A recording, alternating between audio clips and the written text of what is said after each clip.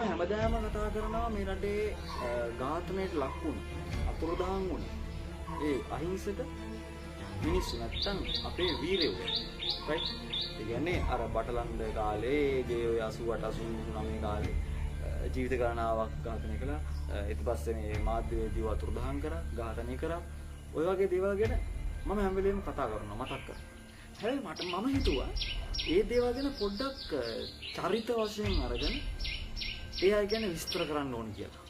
ඒ කියන්නේ අර බර ගණන් වල 70 ගණන් වල 80 ගණන් වල අපේ රට වෙනුවෙන් අපේ මිනිස්සුන්ගේ අනාගතය වෙනුවෙන් අපේ දරුවන්ගේ අනාගතය වෙනුවෙන් එහෙම නැත්නම් අපේ අධ්‍යාපනය වෙනුවෙන් අපි වෙනුවෙන් කැප වුණ කැප වෙලා ජීවිතේ පූජා කරපු මිනිස්සු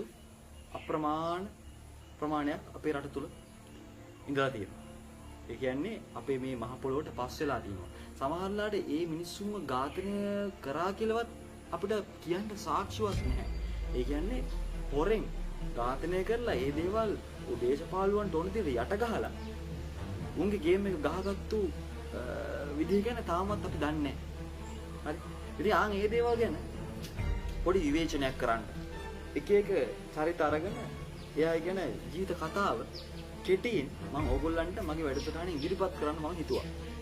ඉතින් මම බලාපොරොත්තු වෙන්නේ මේ දේ වලට ඉදිරිපත් කරලා අපේ මේ අනාගත පරම්පරාව මේ දේවල් ගැන දන්නේ නැහැ. මේ චරිත ගැන දන්නේ නැහැ.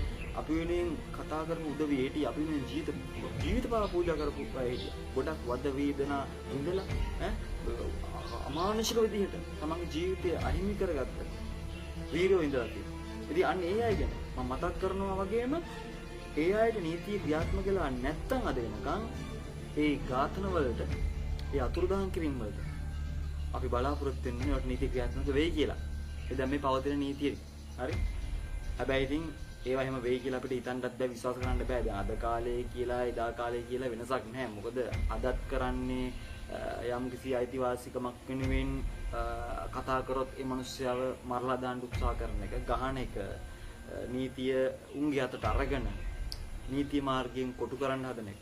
ඔය වගේ දේවල් අනන්තවත් අපිට දකින්න පුළුවන්. ඉතින් එහෙනම් වැඩි කතා බහක් ඕනේ වෙන දේවල් ගැන. අපි කෙලින්ම මාතෘකාවට යමු. අද මම මේ ඕගොල්ලොන්ට කියන්න යන්නේ ඕගොල්ලෝ දන්නවා ඔය බර ගණන් වල JR ගේ කාලේ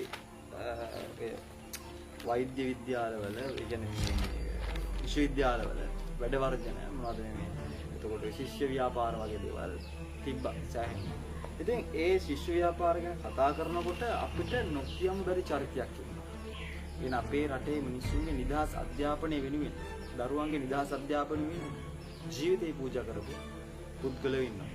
ඒ අය අතරින් අද මම ඉස්සල්ලාම ඔයාලට ඉදිරිපත් කරන්න යන්නේ ත්‍රීමා. කවුද මේ ත්‍රීමා? පද්මසිරි ත්‍රීමා විතාරණ සහෝදරයා. මේ පුද්ගලයා ගැන මම අද කතා කරනවා. මේ පුද්ගලයාට මොකද උනේ? මේ පුද්ගලයා කවුද? ඔයගොල්ලෝ දන්නේ නැත්නම් මගේ වැඩසටහන බලන්න සම්පූර්ණයෙන් මග නවත්තලා යන්න එපා. සම්පූර්ණයෙන්ම බලන්න.